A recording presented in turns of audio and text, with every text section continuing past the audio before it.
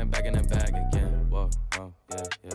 Hey, everyone, and welcome to the Splash City Basketball Podcast, your go-to basketball podcast. We're diving deep into the game that matters most to Minnesotans in the land of 10,000 lakes. I am your host, Steve Hartman. The Wolves fall to Denver 116-105 in Game 1 of the NBA playoffs. I'll break down what I liked, what I didn't like, and what I think the Wolves need to do in Game 2 to come away with a win and even up that series. But before we tip today's episode, make sure to take a minute. If you wouldn't mind, follow Splash City Podcast on Instagram, Facebook, and subscribe wherever you get your podcasts like Apple, Spotify, and Amazon. Really appreciate you listening. Really appreciate your following the podcast and leaving comments, leaving a review when you get a chance. You can even listen to the podcast on your connected device like Amazon Alexa. All right, the Wolves battled yesterday in Game 1. It came out hot, got off to a 10-point lead, but the Nuggets rally, and they were too much for the Wolves in Game 1. Let's get into it. All right, the Wolves fell into the trap that they've fallen into most of the year. A little bit lack of, maturity, mental toughness. Again, complaining about the calls, complaining about the officials. Jaden McDaniels gets a technical foul. Julius Randle gets a technical foul. Just kind of some of the things offensively, ball movement wise, struggle with. There were some positives though, and I want to start there with the positive. Going into the series in my last episode, I talked about Rudy Gobert legacy series, being able to play Jokic one-on-one, and I thought for the most part, Rudy looked like that defensive player of the year that he's been 4 times. He forced 4 Joker turnovers in the first quarter alone. Thought he was active defensively. He finished with a double-double, 17 points on 8 of 9 shooting. No block shots in this game, but I think that was more how Jokic didn't really go at him directly one-on-one too often. And, Rudy held up. I know Jokic had a triple-double, 25 points, but I think when, as you're watching the game early, especially, Rudy was active. His hands were active. He was making life difficult for Joker. So overall, I really thought Rudy played a great game on both ends of the court. He took 9 shots and made 8 of them. I think if you can get that kind of production every game from Rudy, you're going to take it. 2 assists, so he goes over his assist number. I think the over-under on his assist was 0.5. He played well in all facets. I would like to see them get him more involved early. And this is kind of indicative of the entire game, but he took 1 shot in the first. He took 5 shots in the second, 0 in the third, and 3 in the fourth. Like, there's no consistency amongst the players in terms of shots taken. Jaden McDaniels is very similar when you look at when his shots came and when they dry up. And I think that's where you see the Wolves struggle a little bit. And so, again, thought Rudy did a great job defensively. They kind of had the I think defensive philosophy of guard him one-on-one when Rudy's in the game, and he held up. I think going into the game, if you thought Murray and Jokic would combine for 55 points, I would take that. I think holding Denver to 116 is a winning formula for the Wolves defensively. Defensively was not their issue today in this game. I think if you can hold Denver to 116, most nights in this series, you're going to feel pretty good about your chances. My second positive takeaway from this game was I love the way Donte, DiVincenzo, and Dosunmu played. I thought their energy, both offensively and defensively, was fantastic. Donte, transition defense, breaks up a 2-on-1 that would have led to a dunk in, I think it was the third or fourth quarter. Io had a similar play early, actually, where he broke up a fast break, turns around, looks at his teammates, and he's asking, where is everybody? I think those 2 guys defensively, their effort, their energy was good. I know Jamal Murray had a pretty big game, but honestly, Murray had 30 points, but he only shot 7 of 22. So Murray made a living. He had over half his points at the free throw line, which some of those extremely questionable. The call on Jaden early with the 3-pointer where they called a flagrant. He gets his 3 free throws there. There was a couple other plays that kind of stood out as questionable calls. I know Coach Finch was not happy with the officiating, especially on Murray. Um, the Wolves shot 19 free throws as a team, and Murray shot 16 by himself. And I wouldn't say many of those were overly aggressive. Um, Side note, kind of a tangent. We were talking, watching the game yesterday at Back Channel Brewing. Again, great place to watch a game. But we were talking about how what's interesting in the NBA right now is all these guys, SGA does it and Luka does it, but you're on the bounce and you get any kind of contact, any bump. It's not a foul. They don't call the foul on the drive until you go in your shooting motion. So my question becomes, why is it not a foul when you're dribbling, but it is when you're shooting? Um, that to me doesn't square. So the NBA, I think, just on an officiating perspective, like needs to figure that out. Like just because you go into a shooting motion, if there wasn't a foul up until that point and you go and shoot the ball and there's contact on the drive, I don't understand how that can be a foul. Anyway, side discussion. I love Donte. I love Io. Donte, he was 4 of 9, 4 for 7 from three. I felt like there were opportunities where he should have probably got the ball more. Again, when you look at his field goal attempts, he goes 2 for 2 in the first. He gets one shot in the second quarter and he makes it. So he's 3 of 3 from three at that point. Third quarter, he takes four and he's 1 for 4. But again, 1 for 2 from three. And then late in the fourth, he missed his 2 3-pointers. So I would like to see them get these guys going, get more rhythm with Donte. Io, again, I thought played a really strong game. 28 minutes. Wouldn't be shocked to see him be the top scorer, minute getter off the bench. Just with Naz Reid's shoulder, it looks like he's struggling a little bit. And so, I thought overall Io played well, 5 for 10 from the field. He didn't get a rebound, which is I think a little bit rare for him, just because he is a pretty good rebounding guard. But strong game from Io, and I think if the Wolves can get that kind of effort from Io and Donte, where you're getting, 26 points out of those two guys, that's a good formula. I think the difference right now for the Wolves is that Naz Reid's not giving you a whole lot, and I think that's going to be a problem because I think they probably need to outscore Denver's bench. It was 22. I think Wolves had 22 off the bench. Nuggets had 20. So you know you're kind of looking for Naz Reid to give you double figures almost every night, and he just doesn't have it right now. I don't know if it's the shoulder, but he looked out of sorts kind of from the start. 5 points, 2 for 6, only played 17 minutes. Committed some fouls, 4 fouls for Nas. So your spark off the bench is Io right now. We used to count on Nikhil Alexander-Walker and Naz Reid. And then it was Nante and Naz Reid, and now it's Io and Naz Reid, and you got to get more than probably 5 from Naz Reid to feel good in this series. So, Io, I think Donte are key to this series. I think, especially if you can get more opportunities for Donte when he's got it going, they got to be able to find him. I think what we're seeing with this team is that there is an element of gotta get mine. And I haven't shot in a while. And when he comes out 3 for 3 on threes, like, why is he not getting more shots at that point?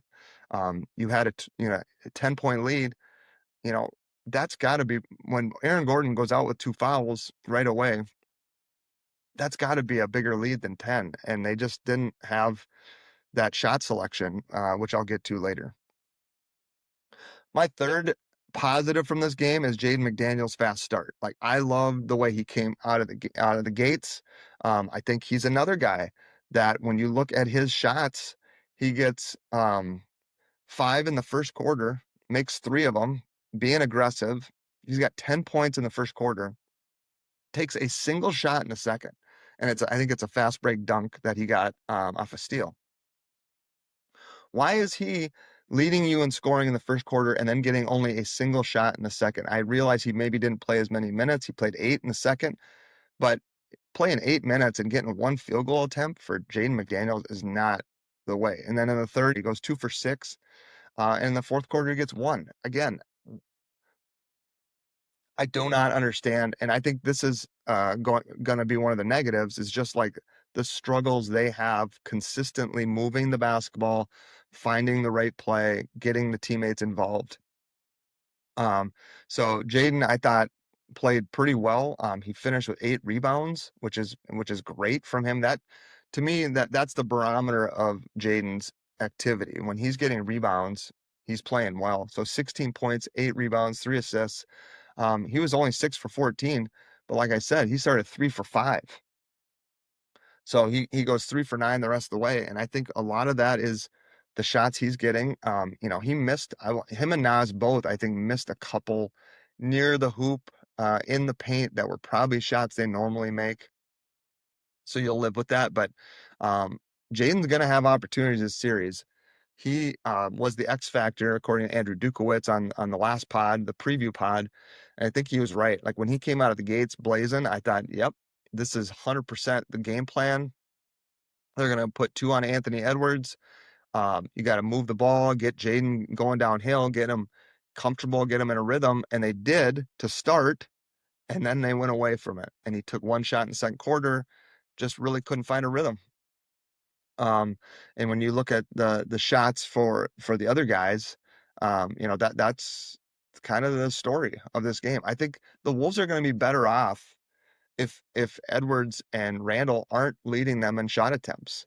I think I mean, they will lead them in shot attempts, but I think these other guys need the ball more, and I think they need to trust them more. Like Rudy getting 9 field goal attempts is great because he's going to make 7 or 8 of them. Donte probably needed more than 9 after he starts 3 for 3. I'd love to see Jaden get a few more shot attempts as well.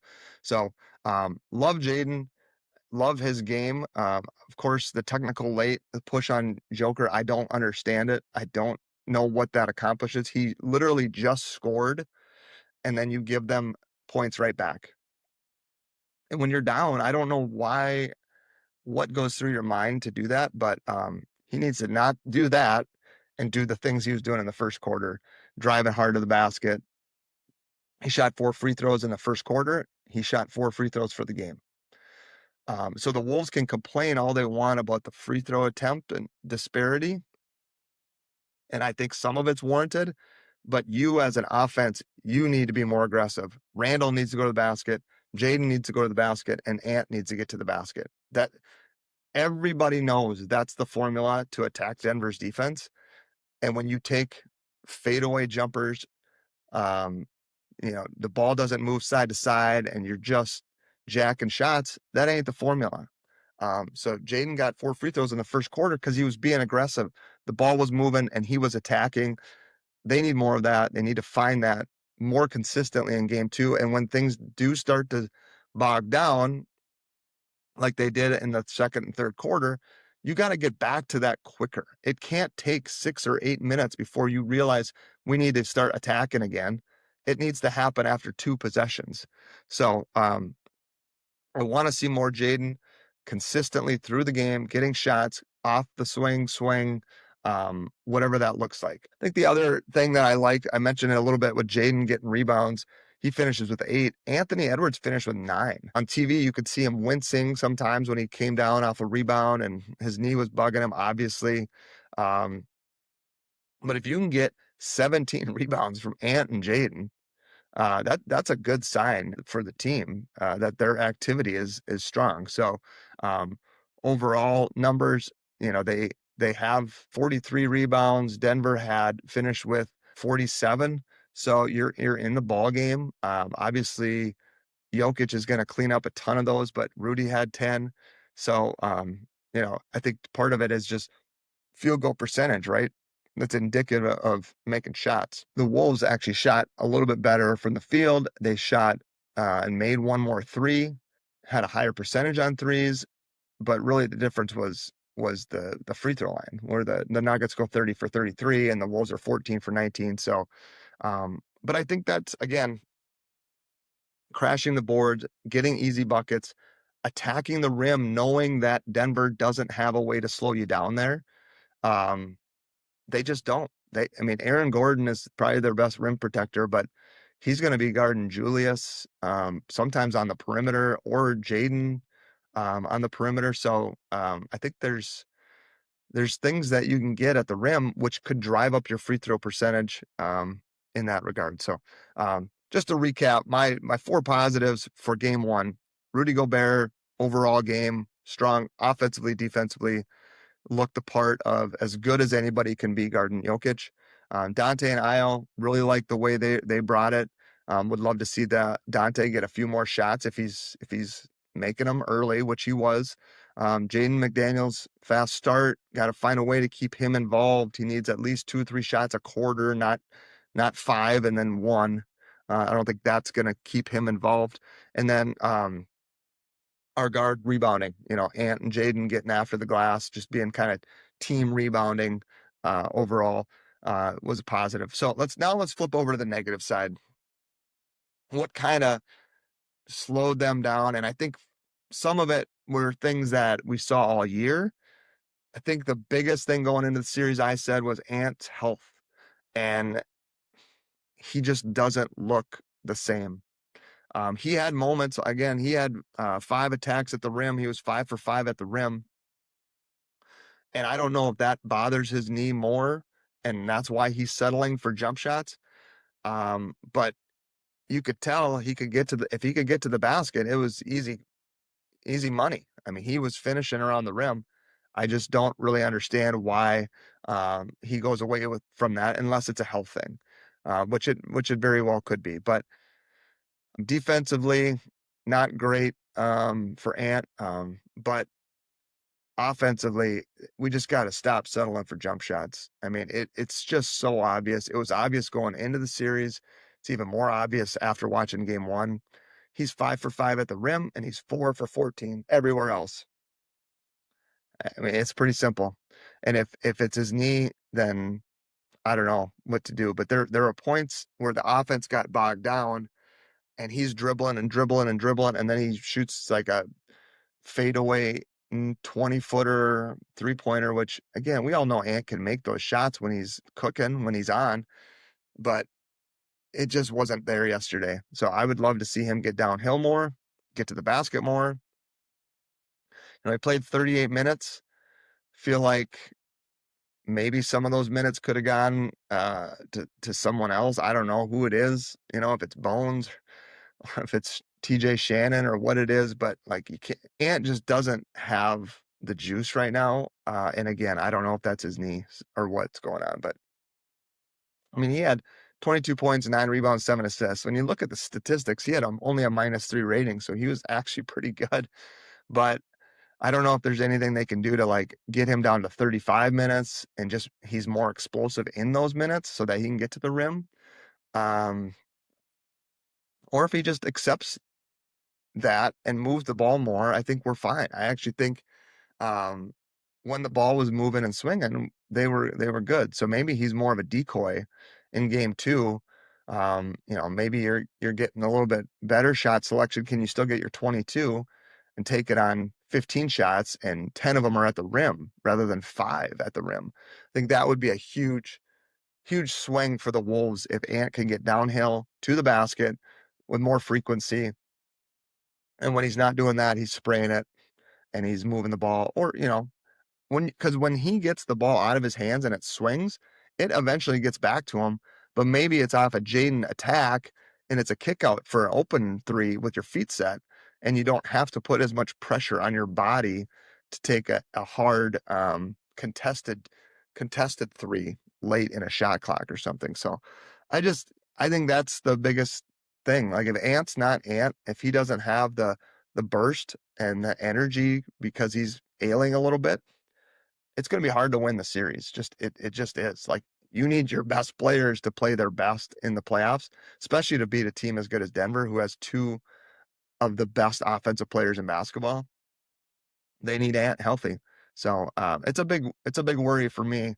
I think they can manage it. I think there's ways around it, but that would be number one negative for me in this game is after a week off, he still didn't quite look like himself. Second thing that concerned me was shot selection. I've kind of talked about it a lot, but the Wolves just fell in love with these jump shots. And I feel like that's what Denver wants, especially Julius Randle, to do. Like they know they don't have shot blockers behind. Um, the Wolves need to attack. You see glimpses like Julius and in the or the high post, kind of the elbow area, catch and then just go to the basket. Got to have more of that. You got to have more Ant to the basket, Jaden to the basket. Like nobody on Denver is going to block Jaden going to the basket. Like they just aren't. So the Wolves, you got Donte who was making threes yesterday. You got Io who had 3 for 7 from three. Like there's going to be guys who are in a groove from three, but you can't just force those threes. Like Denver wants you to do that. So I think settling too much, me and my buddies always talk about, oh, the Wolves are chucking. Um, if you're in a rhythm and you feel like you got it, fine. Like you got to take some jump shots. There's no, like, you can't just do one thing in the NBA. These guys are too good. But man, there was a lot of possessions in that third quarter where it was dribble, dribble, dribble, fade away mid range, dribble, dribble, dribble, fade away three. And that just can't happen. Like it, one or two possessions, and that's why you saw Mike Conley get in the game when he did, because Finch is looking for that guy to pass the ball. There was a couple times where Conley would catch it and he was immediately moving it because he knows that ball needs to get to the other side. He knows that ball needs to move. And so I think if Ant and Julius specifically are going to catch it, pound it, hold it, the Wolves are going to be in some trouble. They got to find more ways to get that ball popping. Maybe it's off a transition and immediately it swings the other side and they can get something going. But the one pass and shot possessions, the ball's sticky, like these are all things that we've talked about for years with this team, and Finch talks about it, the players talk about it. And I think that's what's so frustrating is to see that, all we heard was flipping the switch, Wolves are turning it on in the playoffs. Um, Turning it on also means executing, and turning it on means staying focused on the game plan. And in game one, I just don't think they had that. There was just a lot of things that you could see early in the game. They had some energy. They were forcing turnovers. I said, if we win fast break points, we're going to have a better chance because that means our defense is more active. We're forcing turnovers and we're getting out in transition, right? Obviously getting defensive rebounds.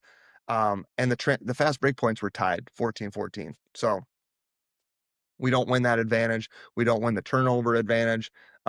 We weren't terrible with the turnovers. I think Denver averages 12 and they had 13. We had 13. I'll take us having 13 turnovers, but you got to turn that into something more positive with your offensive possessions than we did. Third thing, negative, I thought, again, same thing we've seen. Just way too much complaining about the officials. You could see Naz Reid, you could see Jaden get so frustrated, and it's so obvious and it's so apparent when it's going to happen. We need those guys locked in, focused on the game, moving on. And I know it's who they are, and you're not going to just change it overnight. But man, you just can't do these things. It's frustrating at times, 100%. But those are things that they got to move on from. You got to play the game. All right. So let's move on to game two. What do I think needs to happen in game two? I mean, it's not going to be a surprise if you've been listening at all. They got to get more aggressive at the rim. They just do. They got to punish Joker. They got to punish Valanciunas when he's in there. Um, you know, Ant was 5 for 5 inside the restricted area. Randall was 6 for 10 in the paint and 1 of 6 outside the paint. Those two specifically need to get past that initial defender and get downhill. And it doesn't have to be to score, but if Ant is 5 for 5 at the rim, you're gonna bet they're collapsing. At some point, you're gonna have to. You got to rotate. You got to slow that down. But when you go away from it, they don't feel like, okay. I think the Nuggets are smart enough to say, like, we don't believe that Anthony Edwards and Julius Randle can stick with that focus for the entirety of the game. I think they're betting on them settling. So those guys need to get downhill. Jaden needs to get there. Io also is another guy that can do that. So if the Wolves take I would say if Edwards and Randall get more than half of their shots combined from the paint or restricted area, the Wolves are going to win. Um, we'll see if they can do it for a full 48 minutes. I still think Kyle, I know he's not like your typical key player, but man, if Julius is going to struggle with that defensive intensity and Naz Reid looks kind of hurt still, I think we need more Kyle Anderson because first of all, he's a guy that will move the ball. He doesn't have to be worried about his shot getting blocked. So again, he gets to the paint. He can make those little 8 to 10 foot shots in the paint. He moves the ball faster. He can facilitate from the high post. He'll throw the lob to Rudy. That pass that Randall had yesterday, pick and roll with Rudy, and he throws it right at his ankles or his knees. It's like that is never a place that Rudy's going to catch that pass. It's just not. So it's a matter of, do the Wolves trust Kyle to play 15 minutes on Gordon, or if he's in the game, will he play against Jokic when Rudy's out of the game? I mean, that's a discussion that I'm sure Finch and the staff will have, but I just think when you're in a game where ball movement's an issue and assignments and execution is an issue, Kyle Anderson does those things well. He may not do everything well, but he does those two things well. So I'm thinking maybe we might see 15 plus minutes of Kyle Anderson game 2. And then the last adjustment that the Wolves could make is just getting a little bit smaller and faster. Outside of Aaron Gordon and Jokic, there aren't a ton of guys on Denver's lineup that you're worried about size and getting to the rim. Cam Johnson's more of a catch and shoot guy. Tim Hardaway's a catch and shoot guy. Will they get out and transition and get to the rim? Sure. But in the half court, that's not their game. I wouldn't be shocked to see more Io and Donte lineups in the backcourt with maybe Jaden and Rudy in the 4 and 5, or maybe it's Kyle and Nas together at the 4 or 5. Just more pace, more speed, more attacking, more opportunities to break down Denver's half court defense. Those are the things that I'm thinking could be adjusted quicker in game 2. I thought Mike played great minutes in game 2 or game 1. Kind of did what you need Mike to do. He moves the ball. He made a corner 3. That's all you're going to ask for from Mike Conley at this point in his career. But Bones, maybe that's another guy. He looked a little lost in game 1. Maybe game 2 he looks a little more comfortable and could come in and get something going, get hot. I mean, he's one of those guys, right? That if he comes in and makes his first shot, it's going to open the floodgates a little bit for Bones. Bones only played 5 minutes, but I just feel like with Nas right now not looking healthy, and Julius, you never know what effort you're going to get. Like, you're going to need more bench guys to give you some juice. So maybe it's TJ Shannon getting a run.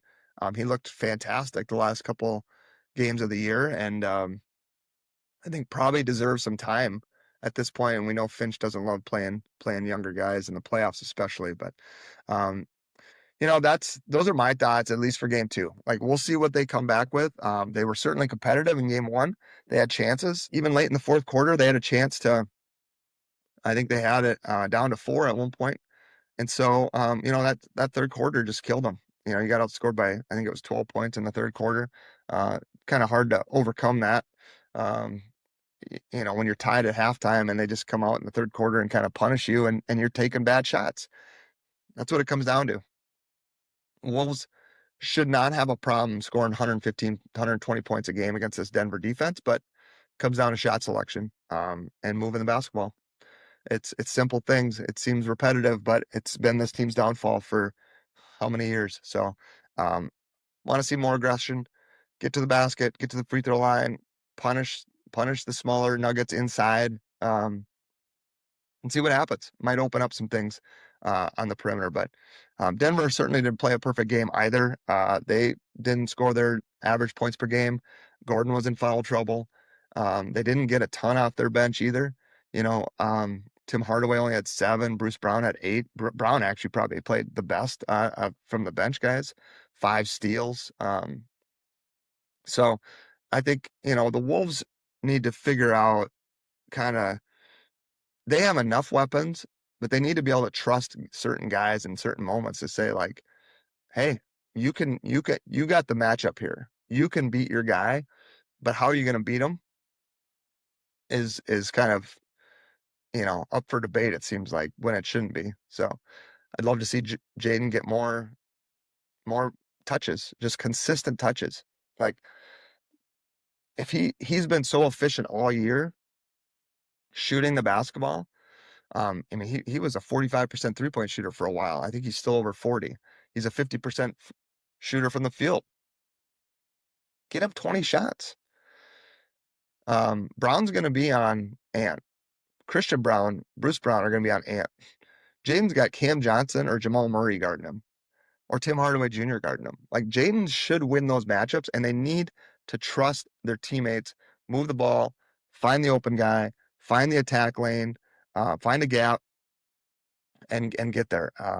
I don't think defense was the issue in game one. I think the defense held up despite Murray scoring 30, 16 of them at the free throw line. Maybe you get a friendlier whistle in game two and things flip. So it's not over by any means. 1-0 on the road in Denver. You come home with a split. You got to feel great about it. We'll see what happens in game two. Appreciate y'all listening. Looking forward to having some more guests on as we get further into playoffs. And hopefully Monday night, Wolves can get that game too, and we come back to Minnesota tied up.